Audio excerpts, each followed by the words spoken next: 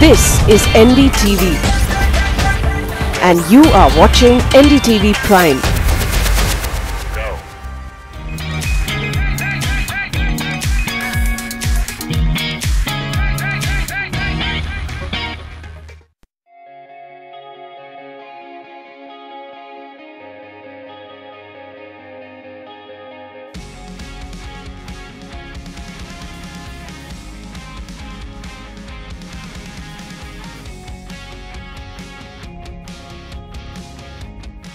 Joining us today, we have a really special guest, and the topic of conversation is not what we typically get into on this program.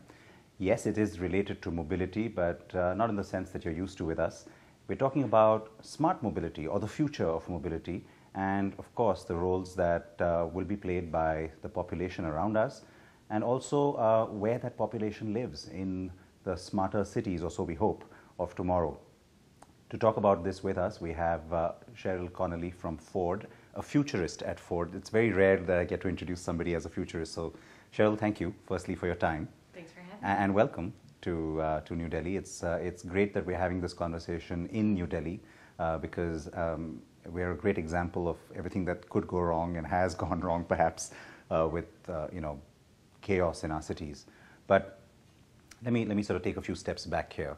And introduce our viewers to why at Ford this becomes such an important topic. Why is it a preoccupation of yours and your colleagues, and why is there a separate, almost division, working towards these solutions? So it's a really good question. Ford Motor Company is over 100 years old, and we have survived and thrived by making cars. And as we think about the next 100 years, we're shifting our focus. We'll always make cars, to be very clear about that, but we want to understand this transportation operating system, which includes mobility services, because in a city like New Delhi, adding more cars to the road is probably not what's going to best serve the people that live here. And we have this very audacious goal of trying to make people's lives better, and we think we might humbly play a role through mobility services, and that means finding ways to encourage people to take public transportation, giving out multimodal selections. So maybe sometimes you take a bicycle or you ride a shuttle. Other times you might drive your own car, but that you should have solutions, and those solutions should be designed to make the quality of life for everyone that lives in this area better. Which is, yeah, a great goal to have, by the way, because we feel it. I mean, you know the amount of let's say inefficiency in your daily schedule that comes from the time that's wasted on the road or chaos caused by it. It's always seen as a good topic of discussion. It's something that, of course, we all have to figure this out, and yet you find that for the large part of a large part of people in general, and of course our industry, say the right things but aren't necessarily doing enough about it because you're so busy sort of living today. How important is it for more and more people to get involved? It's essential. Like I don't think we'll come up with a solution unless you have robust discussions that bring all the stakeholders to it. So City of Tomorrow was really an important step forward because for 100 years Ford said, we got this. Henry Ford, he created the assembly line for automobiles, and it really set the tone. But as we move forward, we say, we don't have the answers, and we can't get there unless we bring everyone to the table. So for our event here in town, we have policymakers, urban planners, politicians, engineers, designers. So this conversation hopefully won't necessarily give us all of the answers, but it'll at least give us a direction of what are the priorities, where do you tackle it? And it'll be organic, because it will be reflective of the people who actually live here, who have the highest stakes in making sure that we come up with the right solutions. You might think that this is me being devil's advocate or wearing a cynical hat, but that's not where I'm coming from on this. As a car maker, and essentially a company that's known, like you said, for more than 100 years for its cars, the question has to be asked, what's in it for you? Because if you find a solution that doesn't involve cars, isn't that detrimental? Isn't that sort of counterproductive for you? We're in the business of making money. So any decision or strategy we would put forward is, we're beholden to our shareholders to try to optimize the value of the company. So we're not here doing this for some sort of philanthropic purpose. And we do believe that there's great opportunity to be had there. We already know that the car manufacturing business is a multi-billion-dollar business, and we have a nice piece of that pie. But the mobility service business could potentially be a trillion-dollar business, and we want to make sure we get our slice there too. I think it's not, you know, it may not be intuitive, but Bill Ford in 2011, so here you've got the great-grandson of Henry Ford and the executive chairman of our board saying, I worry what happens if we add more cars to the road.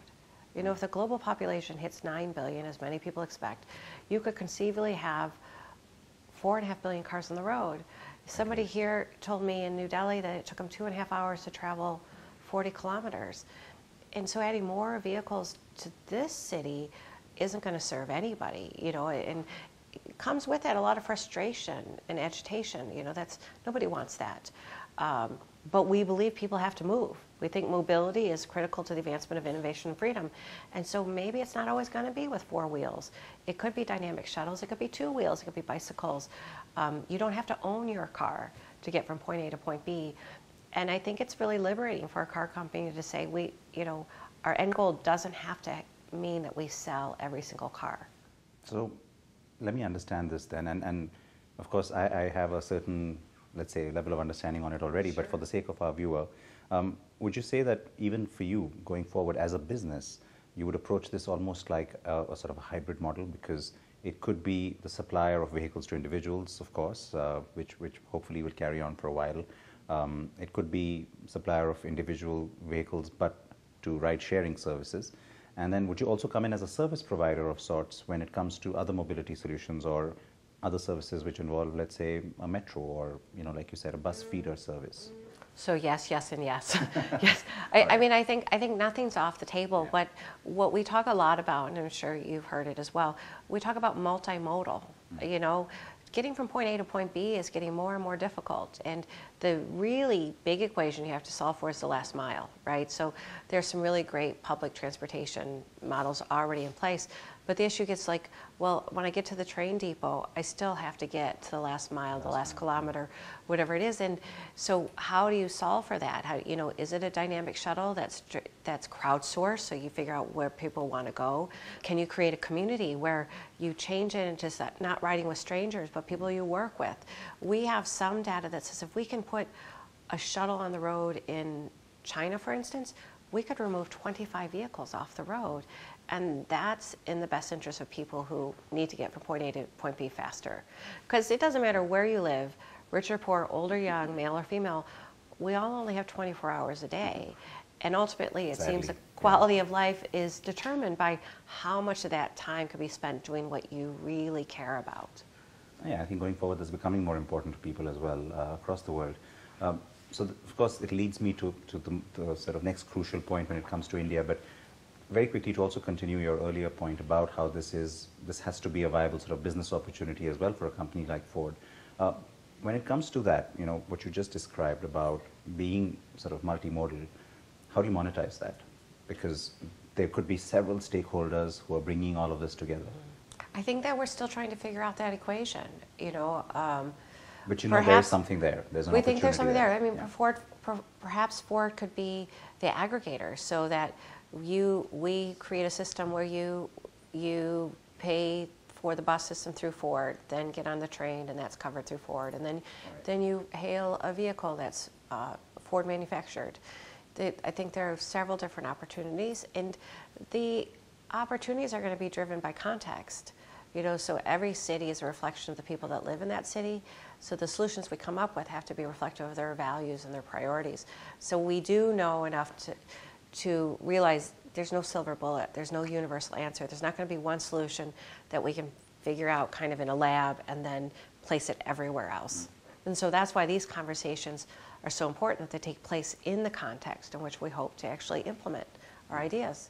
I remember, in fact, I guess it was about a year ago, we were in Dearborn for the event, and one of the things that, you know, sort of repeatedly came up as almost like a theme was that none of this is going to happen without technology. You know, technology is going to be the bridge, it's going to be the thread that sort of strings this all together.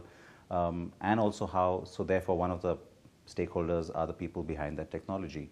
A year down the line, is it still going to be a partnership of sorts, or do you now envision Ford also being a part of creating that technology?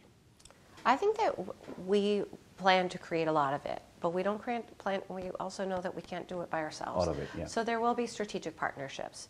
And even, we look to some of the changing landscape of mobility, and I think it's been really great for the industry because it pushes the boundaries of what's possible. We can draw inspiration from these people, we can compete against them, sometimes we can collaborate with them. So there'll be different opportunities along the way. So that actually, I know I wanted to go in a different direction, but that reminded me of how, in fact, Bill Ford was here in Delhi a few months ago, and I had the chance to speak with him, and he mentioned this, that look, they don't have to necessarily be sort of rivals. The whole talk about how Google and Apple are becoming rivals to OEMs now, but again, they could be collaborators. Tell me, though, Sheryl, in your understanding of this entire, really vast area, which doesn't necessarily have boundaries right now, or may never. When you talk about a company like Google or Apple or any of these sort of, Bay Area giants who are looking at mobility and looking to get into this space, the context is usually autonomous cars and, so driverless vehicles. Mm-hmm. But we're still far away from that in terms of regulation and understanding that technology and being able to implement it across the board. So in the meanwhile, aren't there other areas that you could also be looking to collaborate with them so that we all kind of get there together? Definitely, and I think that's actually... Talking the same language too, by the way. I think that's already been part of what we've done. So, we have a feature on our vehicles called Sync. And Sync is our platform that pairs any Bluetooth-enabled device with the entertainment system of your vehicle. So you can say, like, call mom, where are the directions to this, whatever it is. But that was done through early collaboration with Microsoft, so those things that are there. And when you think about an automobile right now, I think there are a number of computers that are already in there. So it actually becomes rather fluid. Like when you have so many computers, when does a vehicle stop becoming, a car and turn into something else, a gadget? So it's a changing times, but I think we're not alone in that. Appliances, you see that, watches, there's this kind of convergence of what technology can enable, and it's been a really positive disruptor, I think.